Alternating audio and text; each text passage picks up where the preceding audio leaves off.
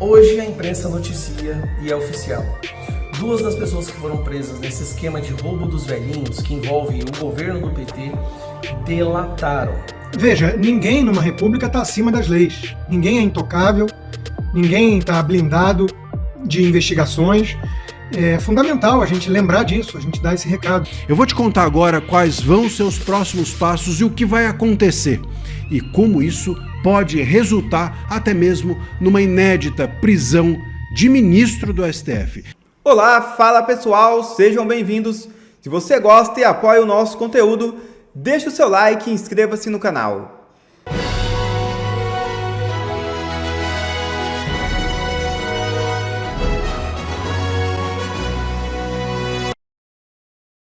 Famosa influenciadora é presa em flagrante no Rio de Janeiro. É isso mesmo.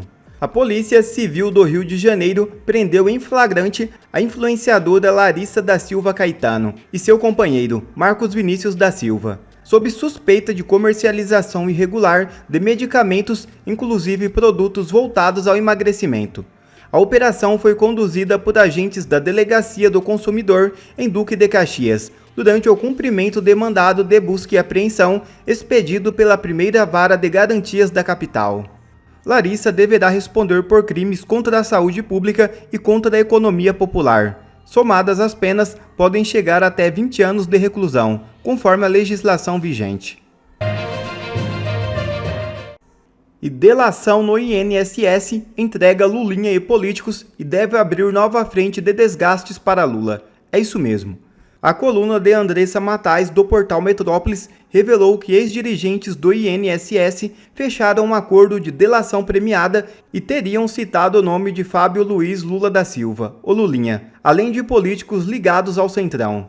Segundo a reportagem, o acordo ainda precisa ser homologado pela Justiça. Se confirmadas, as informações podem abrir uma nova frente de desgaste político em torno do governo, justamente em um momento de forte disputa de narrativa e pressão sobre temas econômicos e sociais em pleno ano eleitoral.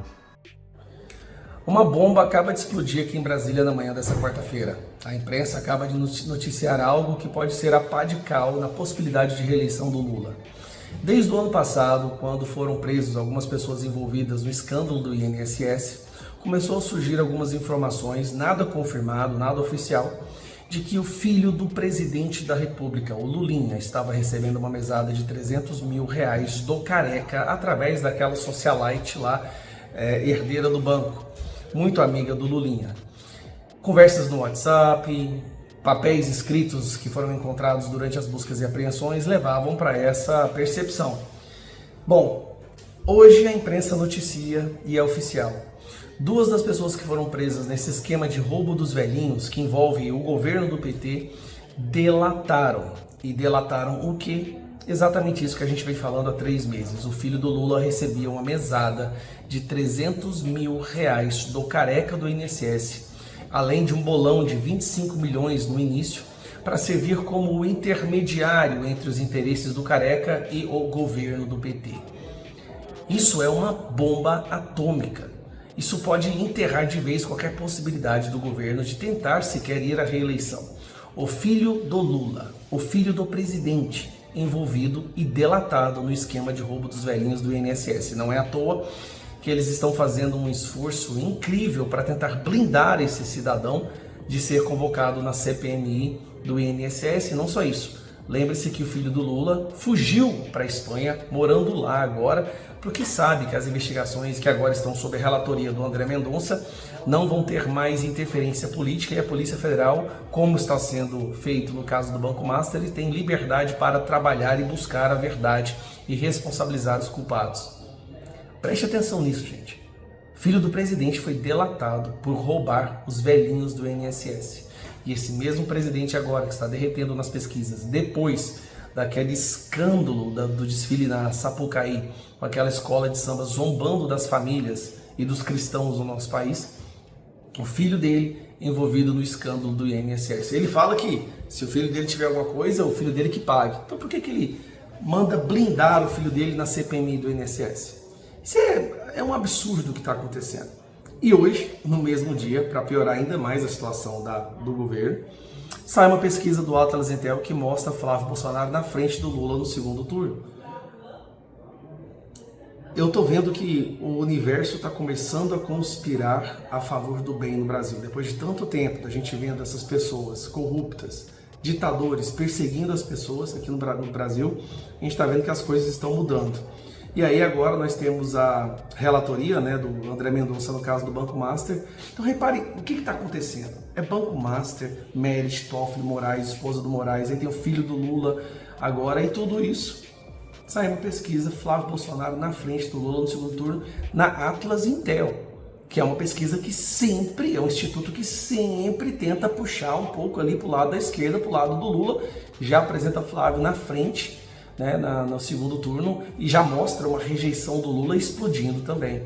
Então assim, hoje está sendo um péssimo dia, uma péssima manhã, e será um péssimo dia para a esquerda e para os petistas aqui em Brasília, e a gente está vendo um cenário se desenhando onde realmente a reeleição do Lula está se tornando algo inviável. O Lula está praticamente inelegível com essa bomba do filho dele, né? Vamos continuar trabalhando, buscando a verdade, né? Mandamos mais e mais requerimentos de informação para esse governo, que inclusive comete crime de não, porque eles são obrigados a responder aos nossos requerimentos de informação, eles não respondem mais, né? Isso é crime, isso pode levar ao impeachment dos ministros do Lula. Então hoje já foi protocolado o pedido de impeachment justamente para os ministros do Lula por não responderem requerimentos de informação, o que regimentalmente constitui um crime de responsabilidade. E vamos continuar trabalhando para instaurar a CPMI do Banco Master, sim. E pior de tudo, eles tentarem usar a CPMI do Banco Master como uma ferramenta de intimidação, de coação para a derrubada do veto da dosimetria, que vai libertar os prisioneiros políticos, assim como diminuir consideravelmente a pena do que o Bolsonaro está sendo sujeito. Tá muito ruim para eles. Essa bomba do filho do Lula agora foi algo que veio para arrebentar com esse governo deles. E CPI convoca dono do Banco Master, irmãos de Toffoli, e aprova a quebra de sigilos. É isso mesmo. O colegiado aprovou ainda convites para ouvir o ministro do STF, Alexandre de Moraes, e a advogada Viviane Barsi. Meus amigos, bomba, urgente, tá na imprensa inteira. A CPI do crime organizado acaba de aprovar a quebra de sigilo da Maridit, a empresa que era dona do Taiaiá, dona do cassino clandestino e da qual o Toffoli confessou ser sócio. Também a CPI do crime organizado aprovou um convite para a mulher do Moraes depor e convocou os irmãos do Toffoli para falarem na CPI. Eu vou te contar agora quais vão ser os próximos passos e o que vai acontecer e como isso pode resultar até mesmo numa inédita prisão de ministro do STF. Muito bem, se tem um jeito de você descobrir corrupção, é o tal do ditado follow the money, siga o dinheiro, e com a quebra do sigilo da Maridit nós vamos ter o caminho do dinheiro para todas as transações da empresa até chegar, talvez, no Toffoli. E se chegar no Toffoli, a coisa esquenta. A Polícia Federal já vinha trabalhando com a possibilidade de que a Maridit fosse usada para atravessar dinheiro de um lugar a outro e não para fazer negócios. E se o Toffoli é sócio dela e essa empresa é para atravessar dinheiro, aí vem a suspeita da Polícia Federal até mesmo de que houvesse corrupção passiva envolvendo o Toffoli, ou seja, suborno, propina, o que pode eventualmente resultar numa inédita prisão de ministro do STF. Vamos aguardar, mas com a quebra de sigilo da Maridit, isso pode acontecer, independente do que falarem ou de se falarem essas pessoas que foram agora também convocadas pela CPI do crime organizado. A esposa do Moraes, ela foi convidada porque é advogada, então ela pode não ir, porque ela é convidada, mas, e isso provavelmente vai acontecer, mas se ela não for, isso pode na sequência fazer com que a CPI aprove uma convocação e aí torne a presença dela obrigatória. Os irmãos do Toffoli são obrigados a comparecer à CPI do crime organizado porque é uma convocação. E se eles forem ouvidos como testemunhas, eles não poderão mentir e podem acabar confessando que agiram, ou que são, ou que foram, ou que continuam sendo laranjas do irmão Toffoli na tal da Margit, sabe-se lá para que finalidades, sabe-se lá se essas finalidades inclusive não são ilícitas, como a própria Polícia Federal vem desconfiando, e eu já afirmei aqui nesse vídeo, né? Um irmão dele é padre, o outro é engenheiro elétrico. Nenhum dos dois, obviamente, tem condições de serem sócios de um resort multimilionário. É uma bela vitória da oposição, sobretudo pela quebra de sigilo, né? Follow the money, siga o dinheiro e você descobre casos de corrupção. Foi assim na Lava Jato, foi assim em todos os casos de investigação de corrupção no país, e parece que é o mesmo caminho que tem seguido a Margit. Repito, o importante é a quebra de sigilo. Vai haver, obviamente, todo um estardalhaço em torno da esposa do Moraes ir ou não, dos irmãos do Toffoli ir ou não, vai haver um delivery, um fast food de habeas corpus, muito provavelmente pelo STF, mas a quebra de sigilo é a cereja desse bolo, é o que pode nos fazer a chegar em quem está pagando e, sobretudo, quem está recebendo. E se tem ministro recebendo, isso pode resultar, ou deve resultar, em prisão. É bem sério o que vamos ter pela frente nas próximas semanas, e você aqui no canal vai estar atualizado de tudo. No Consta, você vê um avanço aí, de certo, a gente vendo uma convocação, finalmente a gente deve ver aí alguns depoimentos e talvez algumas delações? Sem dúvida, né? Um baita avanço. Parece que também que foi aprovada a quebra de sigilo, né, da Margit, a empresa da família Toffoli ali, né, dona do resort. E veja, ninguém numa república está acima das leis, ninguém é intocável, ninguém está blindado de investigações. É fundamental a gente lembrar disso, a gente dar esse recado, né? Então, os ministros do Supremo, né, principalmente Alexandre de Moraes e Dias Toffoli, eles estão no olho desse furacão do Banco Master. Eles estão mais fragilizados, né, porque muita gente que vinha ignorando, né, seus abusos, esses indícios todos de autoritarismo ou até corrupção, né?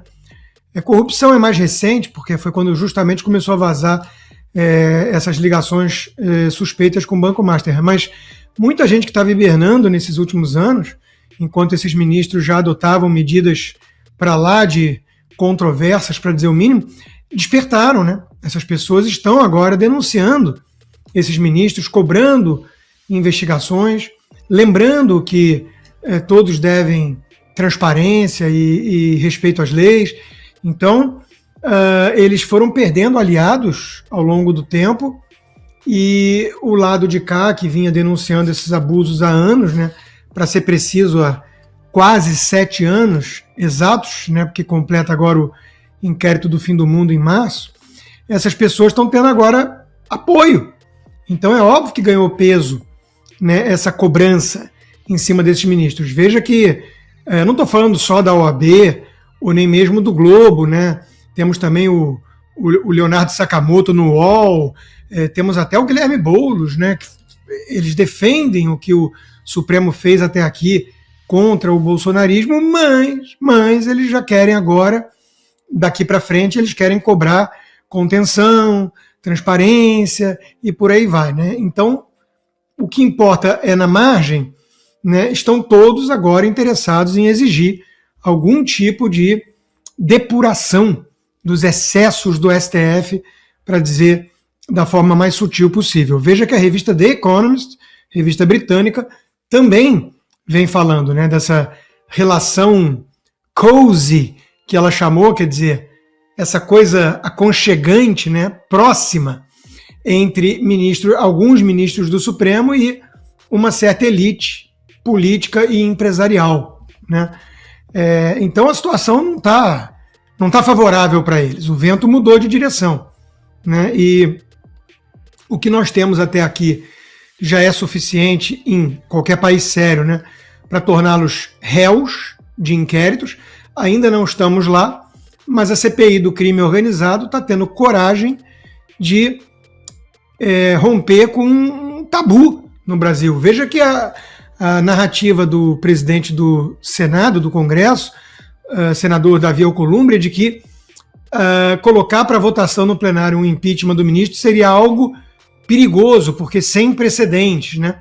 Ora, perigoso é continuar com esse abuso todo de poder, né? O Senado vem, na figura do seu presidente, justamente impedindo que o mecanismo de freios e contrapesos previsto na Constituição funcione para colocar ordem, né? Então, quando vem uma CPI e quebra um tabu desses, né, e fala, olha, nós vamos aqui convocar irmãos de ministro do Supremo, nós vamos aqui quebrar o sigilo da empresa da família, né, para entender exatamente o caminho do dinheiro, como é que foi isso e tudo, e vamos convidar a esposa do ministro, do outro ministro, né, e o próprio ministro, aqueles cujo escritório da família, que também atuam ali os 2 filhos do casal, fecharam um contrato de 129 milhões de reais com um banco fraudador.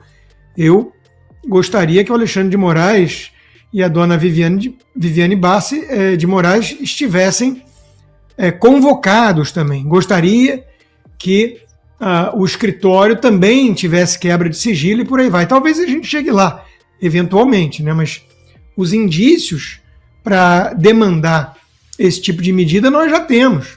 Nós já temos, basta citar esse contrato. Todo mundo sabe que é um contrato fajuto, que é um contrato que não teve contrapartida, né? Não teve prestação de contas efetivas, né, de um serviço prestado, muito menos nesse montante que justificasse essa montanha de dinheiro. Então, Alexandre de Moraes e dona Viviane Bassi têm também obrigação de prestar contas à sociedade brasileira, de certa forma, mas talvez pelo grau de poder acumulado por ele, alguns ainda tenham certo medo, algum receio, não sei, mas na frente eu espero que o convite se transforme em convocação também, como no caso dos irmãos do Toffoli. Os irmãos do Toffoli, está muito claro para todo mundo, tinha toda a pinta ali de serem laranjas, né, do Dias Toffoli, do ministro. Aquela entrevista que o Metrópolis conseguiu ali com a esposa de um deles em sua casa, né, é por si só reveladora. Ela colocou a boca no trombone ali, olha a minha casa, né? Que resort o quê? Que dono de resort o quê? Pelo amor de Deus, né? Então, isso tem nome, né? Ele estava atuando como laranja do irmão. Então, vamos ver, né, o que vai sair dessa arguição, né, desse depoimento, dessa análise da quebra de sigilo também. Lembrando ali que as mensagens do Toffoli que vazaram, né, do Daniel Vorcaro já mostram pelo menos ali 35 milhões que teriam sido transferidos ao Toffoli. Então, de novo, qual é a explicação para isso, né? E, aliás, pouca gente, Mari, volta um passo atrás para questionar o óbvio. De onde o Dias Toffoli acumulou dinheiro suficiente para se tornar sócio de um resort, né? Um hotel, né? Um hotel grande. Então, a gente tem que voltar às origens, tentar entender como é que alguém que é ministro já há tanto tempo aí, tudo, conseguiu acumular essa fortuna, né? Então, esses ministros devem explicações, precisam ser investigados, e nós temos que lembrar diariamente que numa república ninguém está acima da lei. O ex-príncipe Andrew foi preso, depois foi solto, está sendo investigado num inquérito ligado ao caso Jeffrey Epstein, no Reino Unido, e é da família real. Só isso, né? Então, ninguém está ou deveria estar acima das leis numa república.